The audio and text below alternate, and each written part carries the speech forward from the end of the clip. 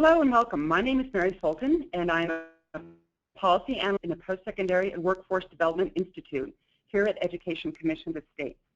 Let me begin by thanking our guests, Archie Cubarrubia from Miami and David Gardner from Texas, for joining us to share information about higher education accountability and performance metrics.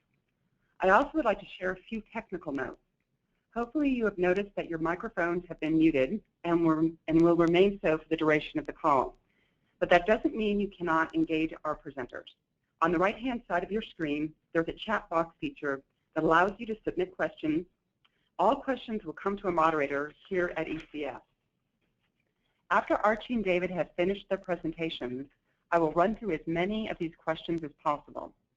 You do not need to wait until the end of the speaker comments to submit questions, so feel free to shoot them off to us as they come to mind. Before we jump into the substance of today's webinar, let me quickly review our agenda. After a few brief comments about Education Commission of the State and the project from which today's discussion originates, the Blueprint for College Readiness, I will turn to our guest presenters.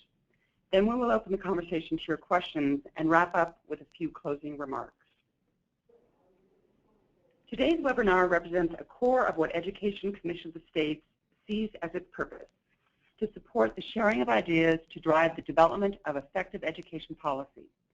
We are members of your education policy team for issues from early learning to post-secondary and the workforce. ECS works with a broad spectrum of leaders, including governors and their education advisors, legislators and their staff, CEOs and education chiefs, among others. At Education Commission of the State, we believe in the power of learning from experience. We provide education leaders with unbiased information and opportunities for collaboration. We do this because we know that informed policymakers create better education policy. As your education policy team, we research, report, counsel, and convene. ECS creates forums for discussion and idea sharing, such as today's webinar, publishes timely policy papers and in-depth reports, and works with state leaders and education partners to provide technical assistance to states wrestling with the very basic as well as cutting-edge issues. Today's topic, higher education accountability, represents one of the 10 policy areas that sit at the core of the ECS Blueprint for College Readiness initiative. Over the past 2 years, ECS staff have been engaged in an effort to provide guidance and support to states working to improve student success and their transitions between high school and higher education. The Blueprint for College Readiness project is based around 3 policy anchor areas: high school, higher education, and what we've coined bridge policies, those areas that span the K-12 and higher education spaces. High school policies covered 4 specific issues, which you can see on your screen now. Higher education policies also covered 4 issue areas, including accountability. And finally, the bridge policies cover 2 areas. Across each of these 10 policy areas, ECS staff analyzed state statutes and assessed the presence of policies that address these topics, produced a comprehensive report covering the 10 policies and profiles for all 50 states in DC, and created a 50-state data portal based on the 10 policies. As I turn the mic over to Archie and David, I'd like to set up our discussion on higher education accountability. Through an initial review of state performance funding systems and strategic plans, ECS found that the metrics fell into 5 basic categories: student progression, underserved students, completion, efficiency and productivity, and workforce development and employment. Now I'll turn the controls over to Archie Cubarrubia. He's the Vice Provost for Institutional Effectiveness at Miami-Dade College, and he'll discuss the considerations for selection with a focus on the availability and limitations of data. Archie also will provide an overview of national post-secondary accountability initiatives based on his previous work at the federal level. I'd also like to take this time to introduce David Gardner so we can kind of speed through this presentation. He is the Deputy Commissioner of Academic Planning and Chief Academic Officer with the Texas Higher Education Coordinating Board, and will discuss his efforts to develop and implement an accountability system. David also will offer lessons learned for other states pursuing higher education accountability models. Archie? Thank you, Mary. Hello, my name is Archie Cubarrubia, and I serve as the Vice Provost for Institutional Effectiveness at Miami-Dade College. Today, I am sharing lessons learned in my previous role at the U.S. Department of Education. Prior to working at Miami-Dade College, I served in a number of capacities at the U.S. Department of Education, working on the higher education transparency and accountability agenda for both the Bush and Obama administrations. For example, some of the projects I've worked on include research and development for the Integrated Post-Secondary Education Data System, or IPEDS, the Net Price Calculator, College Scorecard, Gainful Employment, and most recently I served as the initial technical lead on the department's College Ratings Project. I'd like to start off my remarks with some information about the conversation to provide context for why we are having the conversations we are having today. I believe there is a perfect storm of factors that have come into play that have brought about some discussions that we are having on performance. The first one is completion. As you know, for the past few years, the national conversation, not just among governments, but also among the philanthropic community and funders, is about improving educational attainment for our citizens. And there is a real need for improving attainment for our citizens, not just for global competitiveness, but really for our workforce needs as the baby boomers begin to retire. The second piece is affordability. The conversation regarding affordability continues, but it's now more nuanced than the conversation, say, about 10 years ago. Conversations about affordability are no longer about how much institutions are charging, so not just about their tuition or net price, but really the sustainability of the higher education financing model. As states have disinvested in higher education and revenues from tuition and fees go up, there is some concern at the institutional level about how to move forward with making sure that higher education continues to be affordable. From an institutional perspective, there are concerns about where efficiency and cost savings are supposed to come from.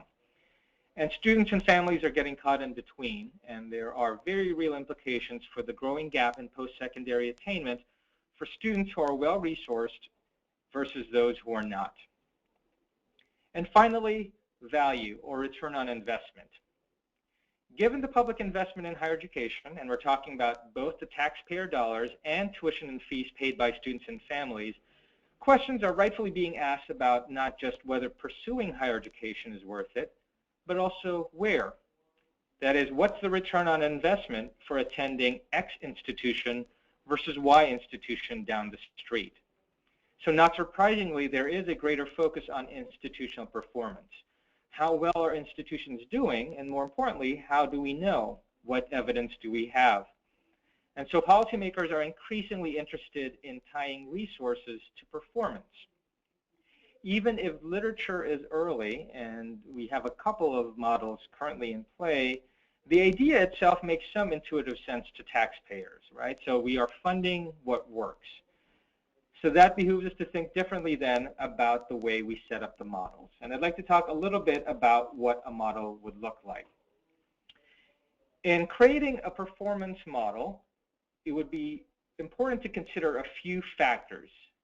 Perhaps the most important consideration to have is what are we trying to get institutions to do and by when? Are we doing this for accountability? Are we doing this for improvement? Are we doing this for consumer information? Or are we trying to attempt any and all of those in the model that we are building? Because a tool for improvement for an institution may look very differently than a tool, let's say, for consumer information that will be useful for students and families. Once we figure out the answers to those questions, we can begin designing a model. But I would really encourage us to think about what the primary purpose of the model is before we start looking at data sets, metrics, et cetera, because those things will be driven by what you are trying to accomplish with the model that you are building.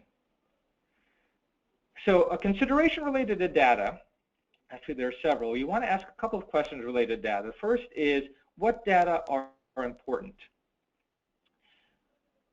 Data that are important may be different for certain stakeholder groups.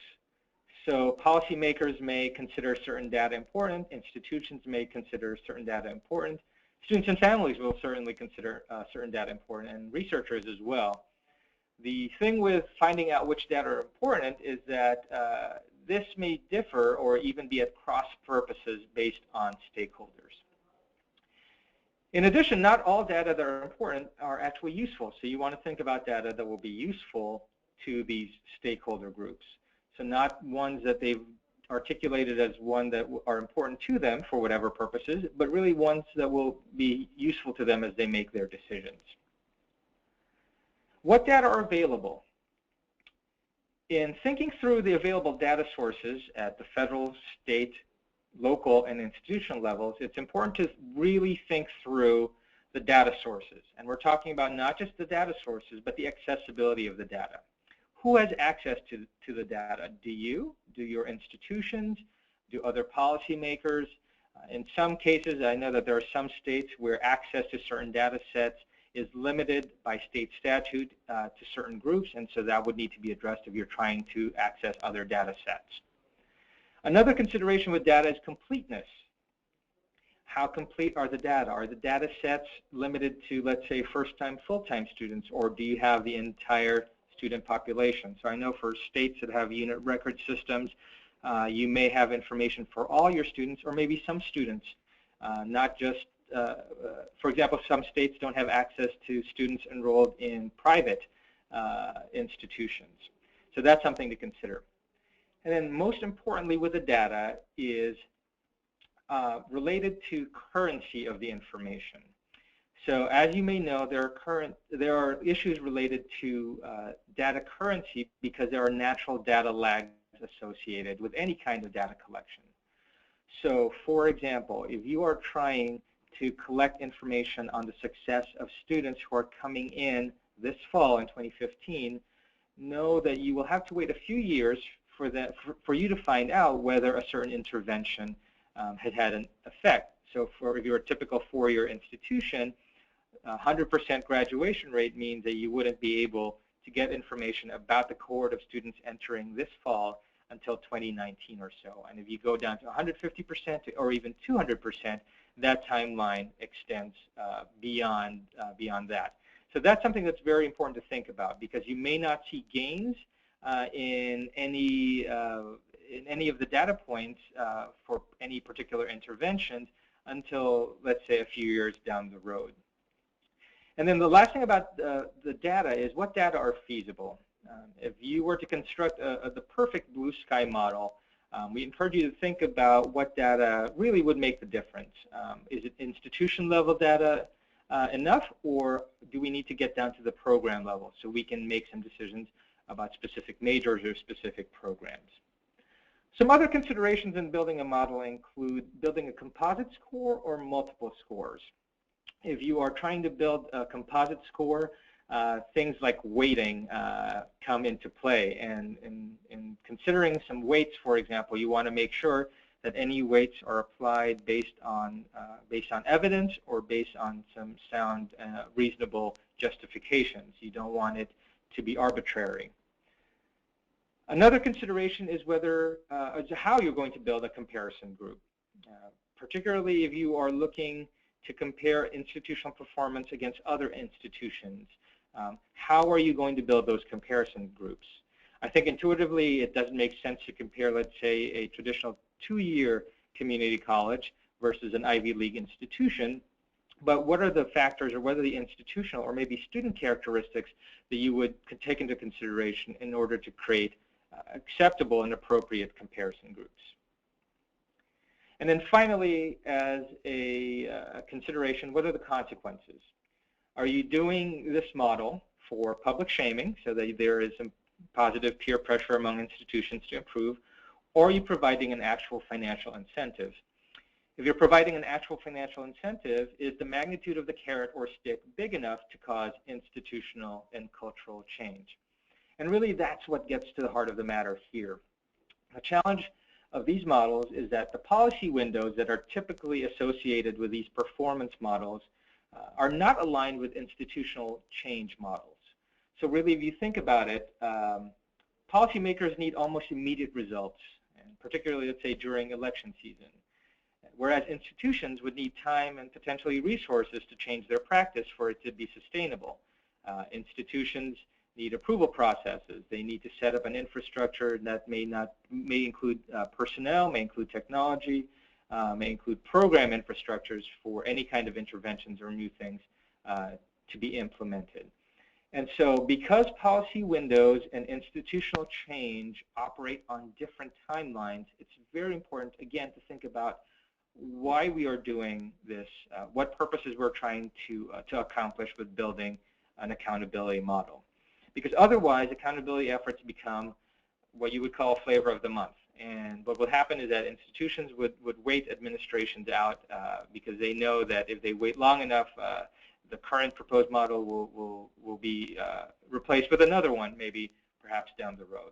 So it's really important to think about these things in terms of building your model.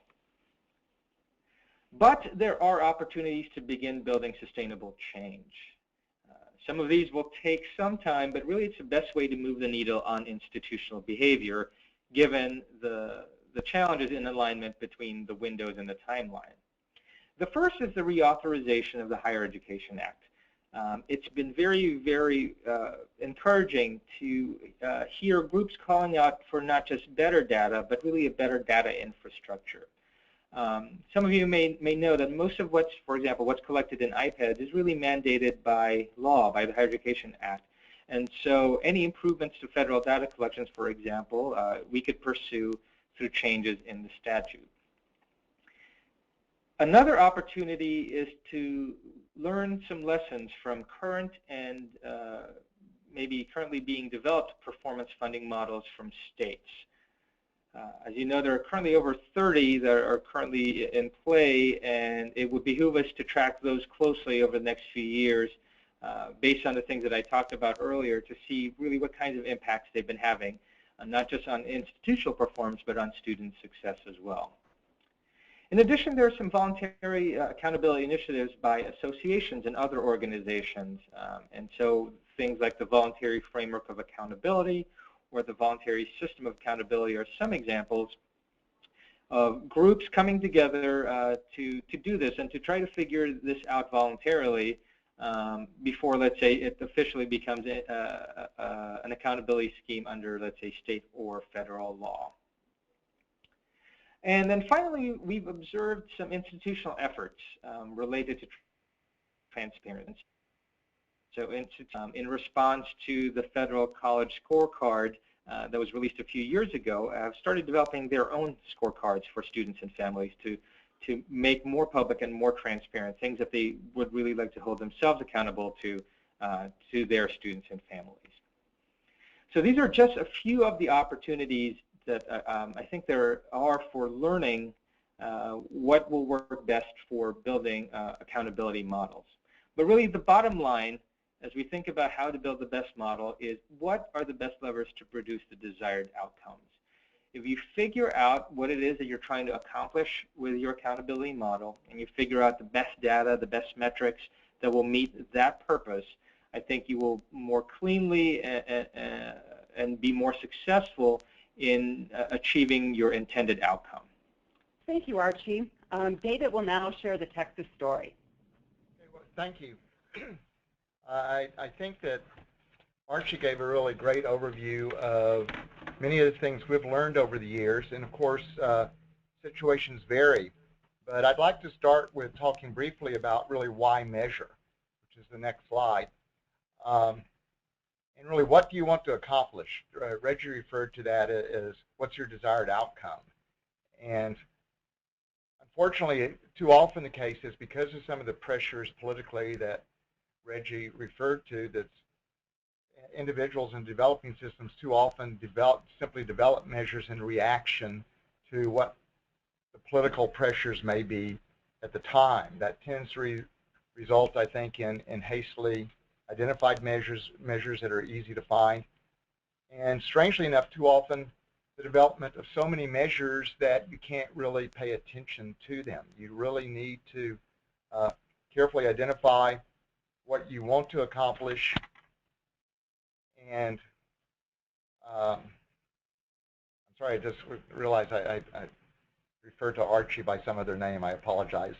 But you really need to know where you're trying to go, and I think we've learned that it's important to spend a great deal of time identifying where you want to end up, and I think more so than many people do.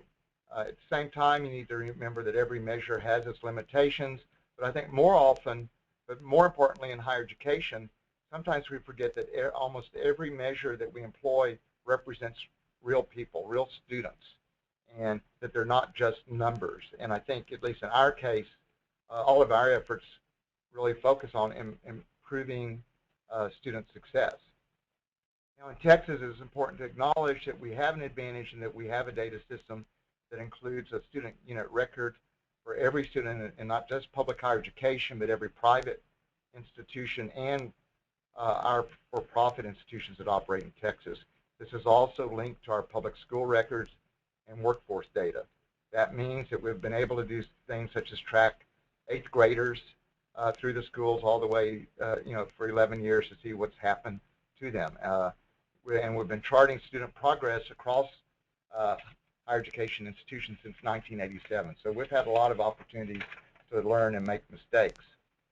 But I'd like to talk for a minute about the value of a strong strategic plan. We found that that's helped us keep our focus to make sure that we keep coming back to what our goals are. The most critical plan was the development of Closing the Gaps in 2000. It took about a year to develop, and it's been the foundation for our higher education accountability system. And our plan was highly measure-oriented. Our goals were clear. We only had 4 key goals with a number of key targets for each goal.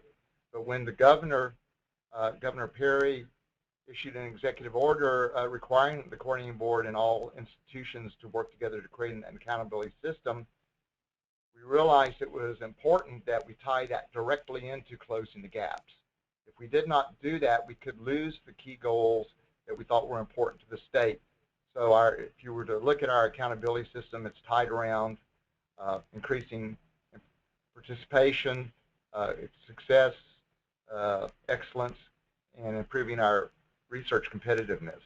And then, because the governor was interested in efficiency, we added in a 5th goal that we were measuring. After that system launched, we were clearly able to track our participation success goals and targets more easily and share these results with a wide audience simultaneously. Since then, we've also developed a paper version called the Almanac, similar to the Chronicle Almanac, but really focused on the key goals and plan, which we distribute to those people that are not as inclined to go online. I think it's also important to notice that because we were regularly monitoring our plan, that we modified goals as we went forward to recognize changes in the demographics in Texas. We actually increased the number of our goals based upon our ability to measure what we were doing. Now, the time spent, I think, has been very helpful. We use this, we talk about these numbers a lot. The legislature knows them. I was glad to see a study done by University of Pennsylvania a year ago that came in and talked to legislators and key policymakers across the state, more than 200, and every one of them could state explicitly the goals in our plan and where we stood. So I think a part of this is staying on track, not being sidetracked. You will, of course, have to answer some of these key questions that come up politically that Archie mentioned, but you need to make sure you know where you're going. So what are some of the key elements of the Closing the Gap accountability system? Go to the next slide. I'm sorry, that's our strategic planning process. First, I say note that it is important in red that we stated our goals as results, and we have a system to ensure progress. and key characteristics, measurable targets. But I want to note at the bottom, within this, that we also thought we had to have broad strategies. We didn't want to tell everybody what to do. We wanted to give them the starting point. And we wanted ultimately, because we have 38 universities, 50 community college districts, a wide geographic area, we know that there are differences between institutions, and we wanted to provide some ability for local creativity and adaptability to play into what we're doing. In terms of the accountability system itself, in the next slide, again, it was based on the 4 goals of closing the gaps and efficiency and effectiveness goal. We had a small number of key accountability measures for each goal. Those are the things that we really targeted on. But at the same time, we knew institutions were going to need and want to explain how they were performing. So we added what we call contextual or explanatory measures to provide a better understanding. For example, we know that it can be more challenging for a student that's poor to graduate. So within our contextual measures, we had the percentage of students at an institution on Pell Grants, the number of first time in college, a series of things such as this, the number of students that were in developmental ed. And so you can actually open up the contextual variables and see some of these backgrounds, and we provided a box for each institution that only they can put anything in that allows them to try to explain why they are either doing better than other people or perhaps less well. So moving on, Archie mentioned already that the importance of different types of institutions. The most obvious one, of course, is in our system we have universities, health-related institutions, and 2-year colleges. So that's the first separation, and you notice that we had a different number of key elements and target set contextual variables for each one. But more importantly, if you think within the universities, one of the key complaints in the past is had been using measures many years ago and had performance measures in our legislative appropriations request for every institution was, why should a regional institution be compared to, say, the University of Texas at Austin on say, a graduation rate? Well, there are clearly differences, and so the first thing we worked on was putting together key characteristics of institutions and putting into groups that were more like each other. We brought together in the development, every university had a representative when we were developing the university accountability system, same for health-related and 2-year colleges. They sat down as a group all together and developed measures, but they also set targets within the accountability system that represented their group. We found that's been key, and I think more importantly, these groups continue to meet even till today. It's not something that we created and they go away, and we've encouraged institutions within a group to, if another institution is doing better on a factor, for them, part of their role is to really talk to each other to see how they can improve. Our whole system is based on improvement. Archie mentioned, what's your real purpose? Well, ours serves multiple purposes, but we've gone out of our way not to make it into a gotcha system. Now, that will happen sometimes. It's hard to avoid, but it's really about improvement. And I'm glad to say we're seeing a great deal of improvement over time. We turn to the next slide. It's really our planning process, and I think it's, I'm emphasizing this heavily because we're able to always bring back to folks when we're looking at the data, what are we really trying to understand, and make sure we're focused on that. This is our basic planning process. We're developing the follow-up to closing the gaps right now, but we've always included expert testimony. In fact, with our new plan from other countries as well, we have extensive data analysis that helps us develop our goals, targets, and strategies, and really helps us realize where we are at the current point in time. We go out of our way to vet what we're doing with stakeholders. It's much easier now than 15 years ago because the web is so much more developed. All of our meetings have been webcast. We've distributed thousands of drafts. We've had webcasts at every level. But In fact, we just today approved our new plan, 60 by 30 text, which is on the next page. And I think with this you can see some evolution. We're at the point now where we're talking about our statewide population that 60% of our 25 to 34-year-olds need to have some level of college education by 2030.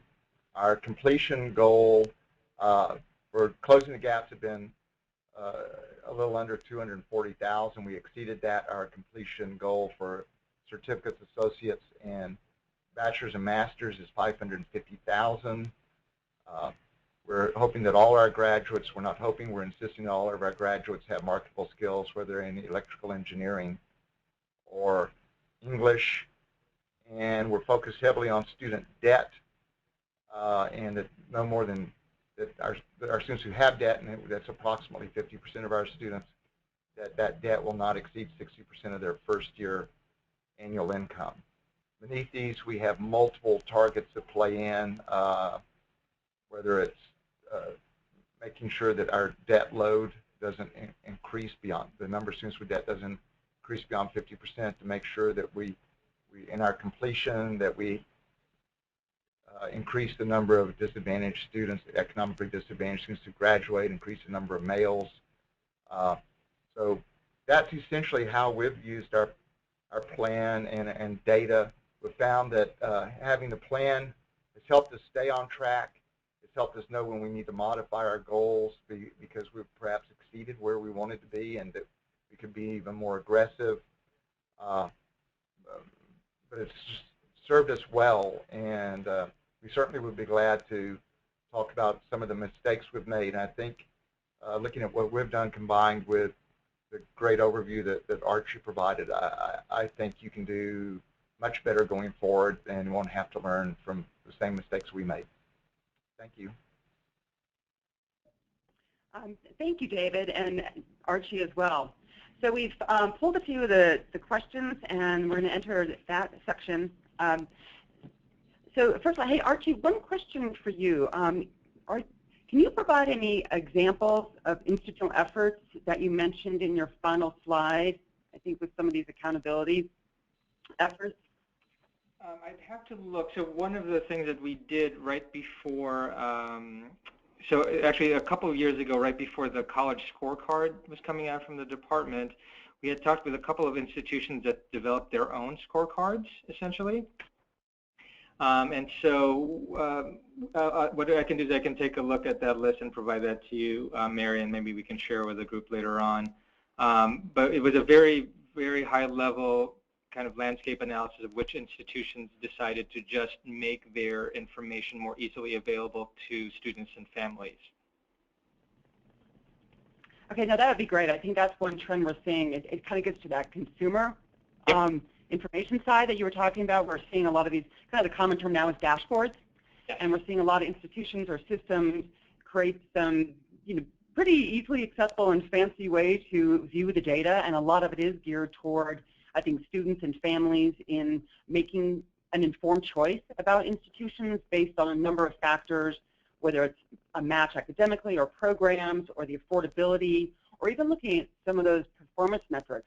How many students are retained or complete, and in what time frame? So we will definitely get some examples to you all, but that is certainly a trend that we're going, and that's being pushed, I think, by a lot of state policymakers, as well as just some public pressure to know more about the institutions where students are applying or parents are paying for their students to attend. Could I add an example? In Texas, we've developed something we call Texas Cruise with the Texas Workforce Commission, and you can actually go in and get data on beyond our own work, but typical work, but it's designed for parents and students, and you can go in and you can actually look at different costs by institution. You can see what graduates are earning from and compare institutions on that factor. You can look at time to degree, and you can also, there's also a site where you can go in and say, when I graduate, do I want to live in such a city? Do I want to ride a bicycle or ride a bus? Do I want to live at home or live in an apartment? Tell you what kind of income you really need when you graduate to live up to that lifestyle. I do want to say we have really too many websites in Texas, and we're trying to reduce them. I've just named one, and so I think you need to be careful about that. And I mentioned that our Almanac, which is paper, I was skeptical when we produced essentially a paper version of our electronic, our online presence for the accountability system, and we've found that there are many people that we weren't reaching before that were willing to open up that paper Almanac that we couldn't get to go online.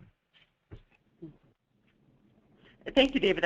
That's helpful. And in a follow-up, we'll make sure that you all have some links to these resources that are mentioned during the Q&A. Hey, back to you, Archie, real quick, and here's a question for you, David. Archie, you talked a lot about kind of the usefulness and feasibility, availability of data. What advice would you have to state policymakers to understand which data most accurately would help maybe address some of their questions and problems?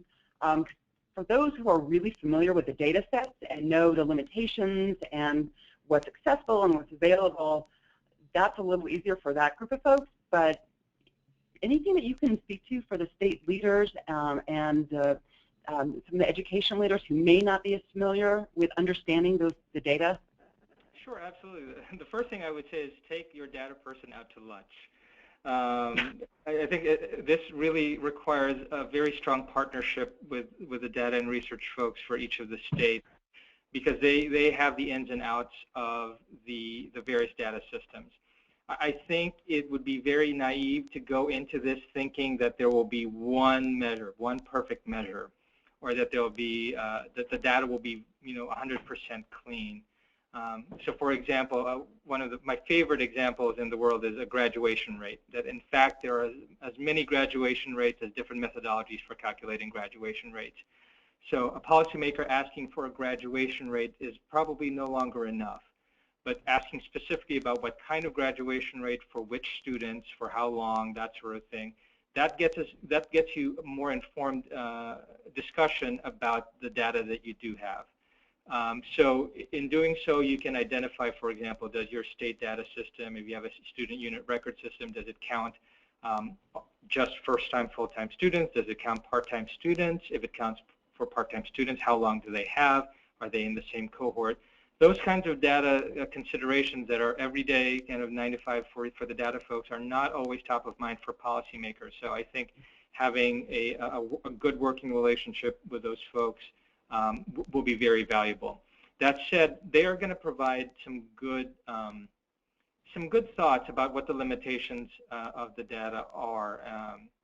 As has been mentioned earlier, not all data are perfect, but the idea is to get at an accountability system where you are confident that at least the data that you have are accurate and that they represent what they are supposed to represent.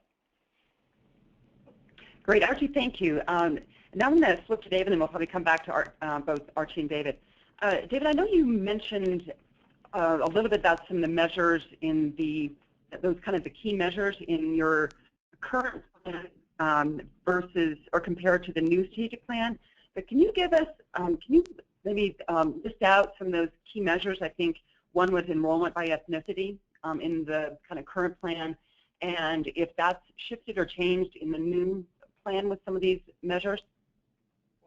Well, one change, significant changes in the current plan, we have a measure specifically on participation and one specifically on success. In this plan, we have one measure on completions, and then we have targets related to the completion goal that addresses African American participation, Hispanic participation, male, economically disadvantaged. So it's tied in, but it represents, I think, a changed culture in Texas in that they recognize that completion is important in a way they didn't 15 years ago. And I think that's been an important change in the culture and sort of the relentlessness of using the data. And I just want to add to what Archie said, is that we've found that having training sessions for legislative staff with our accountability system has been very helpful. At least when, until people or new people are elected, we have I think a much more educated legislative staff on higher education measures than one might expect, and certainly more than a decade ago. Great, thank you, David. So this is for either or both of you. Can you speak to performance measures that you feel are important to consider for students leaving high schools, measures you would like to see high schools provide to institutions of higher education?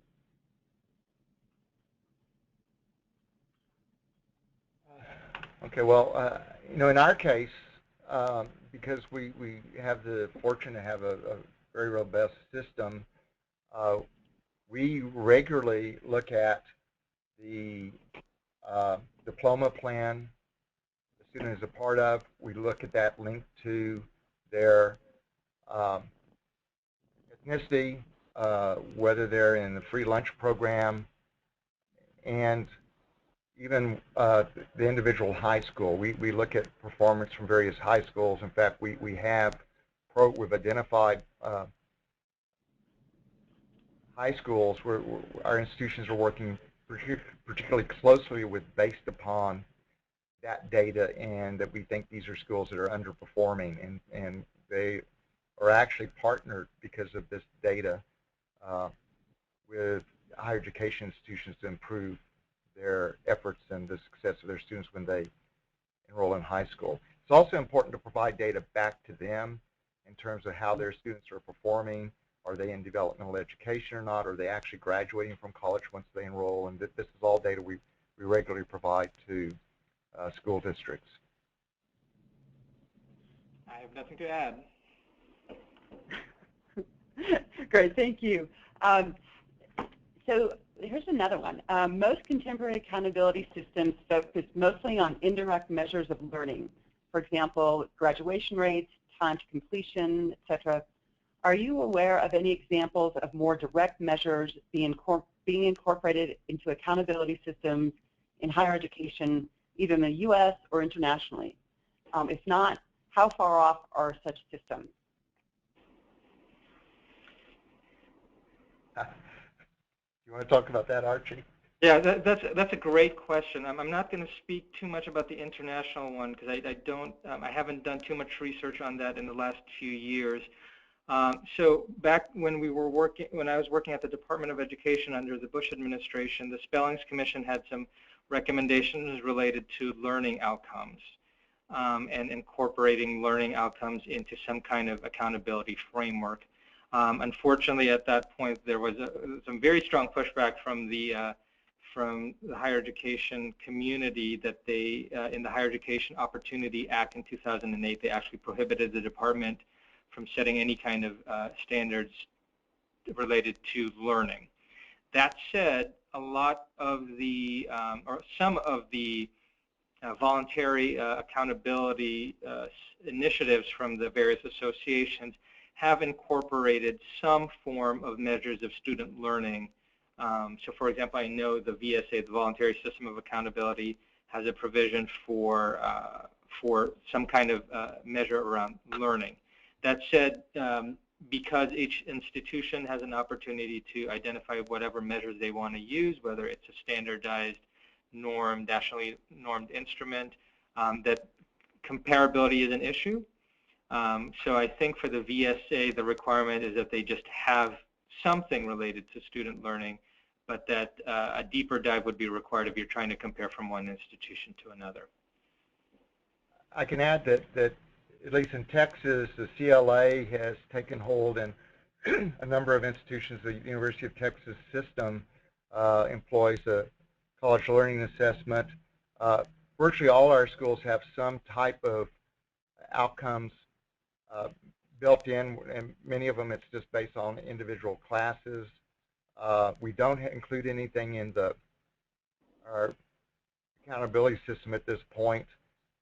One shortfall of the CLA is that it tends to favor people in the humanities, and I think that would be benefit if they could have prompts that were related to disciplines. You know, a real concern in terms of measuring learning outcomes in higher education is there's so many different needs there. We're in the process of developing learning outcomes for all for individual courses at the lower division level, but they won't be included in the outcomes. In the accountability system. And of course, LEAP and the State Higher Education Executive Officers working together developing some efforts to this end. I think the caution is that you do you're educating people to very different ends, and about the only things that are shared in common is critical thinking skills that are clearly shared in common: critical thinking skills, communication skills, and ability to work in groups. These are things we built into our state required core curriculum, and I think that we will, as we develop, as departments and schools develop marketable skills, at least we'll have a better feel for what they really anticipate students will be able to do when they leave their programs. I think we're still a long way for doing something across the board aside from the CLA. Right, and I think some institutions or some systems look at the outcomes. So for example, for the non-liberal arts areas, like any kind of employment, licensure pass rates, those kinds of things are using as proxies for learning. But I would say that just because it's difficult to do it, I think it's a very valid area for folks to explore. I think the caution would be that you wouldn't have a one-size-fits-all model for everybody, but that there would be some accounting for learning that the students achieve while at the institution. And I would agree with that. And we've actually thought about having essentially three groups. One, sort of a CLA group, institutions that work on the individual course basis, and those that do more of a small school model where it's based on capstones. But I should say, since you mentioned those things, we've long had employment in our system. I don't even think of that as a learning outcome per se, but we've had that data for years, and it is included in our accountability system, as is licensure. So that does suggest learning at a certain level, but the licensure, very few programs have licensure opportunities. Greg, we're going to maybe take a couple more questions here. Sorry, one question was some foreign funding formulas, a little bit of a mouthful, reward universities for the amount of non-government research funding they bring in, the strengthening of industry and/or community partnerships. Do any of the pay-for-performance models in use or being discussed in the U.S. include such measures?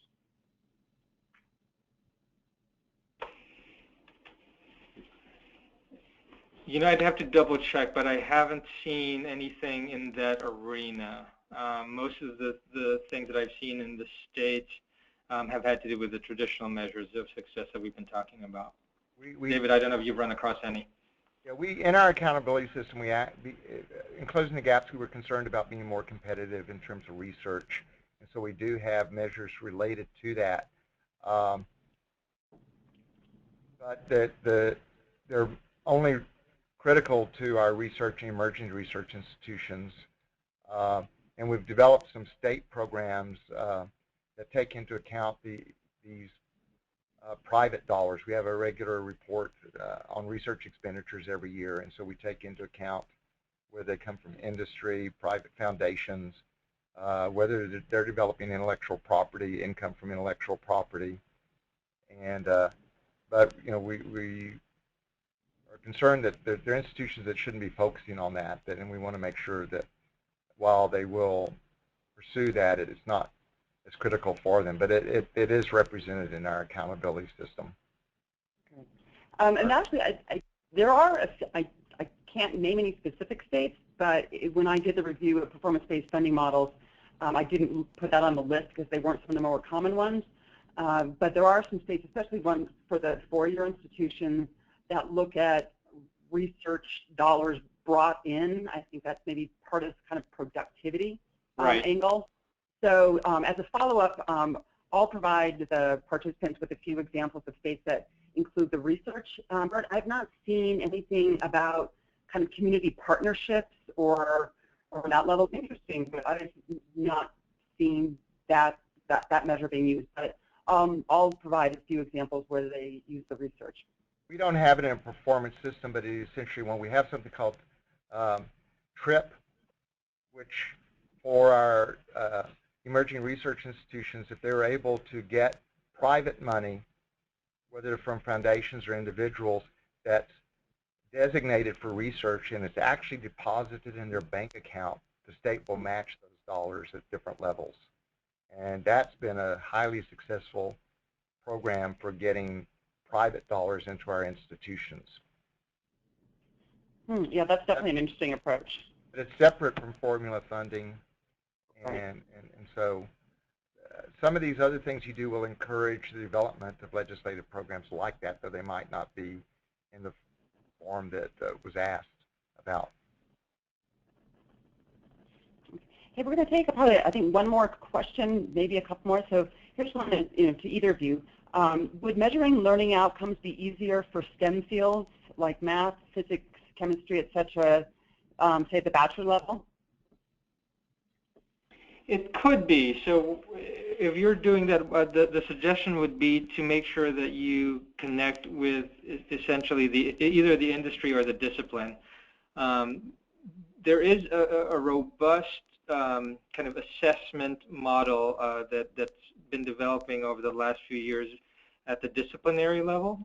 So I don't think a lot of it has been either institutionalized or done in any kind of large scale, but the folks, the folks in the STEM fields have definitely thought about how they might assess success or learning in their field, and they may be a great partner in developing some measures related to that.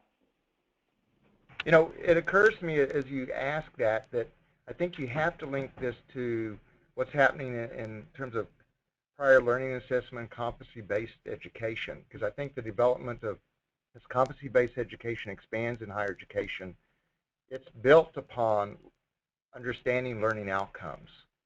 And to go along with the other things that Archie mentioned, I think those two together are more likely to get us to better understanding outcomes. I think most faculty would have a hard time articulating in a way that one could measure the learning outcomes for their program overall. And I would have included myself among those when I was a faculty member. Hey, so we're going to kind of wrap it up, but Archie and David, I'd like to give you an opportunity if you have one closing remark, an observation, something that you want to leave the participants with. Please feel free to, there's, like I said, one closing remark that you'd like to leave people with. Sure, absolutely. I'm going to speak as a data nerd, and it's that data nerds are a critical component of any of this, and they can help identify some potential liabilities in any kind of model. So I would encourage really strong partnerships with them from the beginning. I would add to that, and I think Archie would mean this, but the real data nerds, the best data nerds have been around, really understand where you want to go and how things work together. Yes. And some people don't understand that. So I think I would have considered myself one at one point, but we're fortunate to have many of those here at the coordinating board. And I have to say that they're out there, but they're becoming increasingly hard to find with the advent of big data and across the country, not just higher ed. Great. Hey, thanks again, Archie, all of you for joining us. The PowerPoints and some of these other resources that I've mentioned and some of these examples and recordings and a brief survey will be shared with all participants and posted on the ECS website probably by tomorrow afternoon, if not before. And moving forward, the Blueprint project will continue at ECS, including work on post-secondary governance, dual enrollment, and other college and career readiness policies and issues. So enjoy the rest of your day, and please don't hesitate to contact me with any questions at mfulton@ecs.org. Thank you.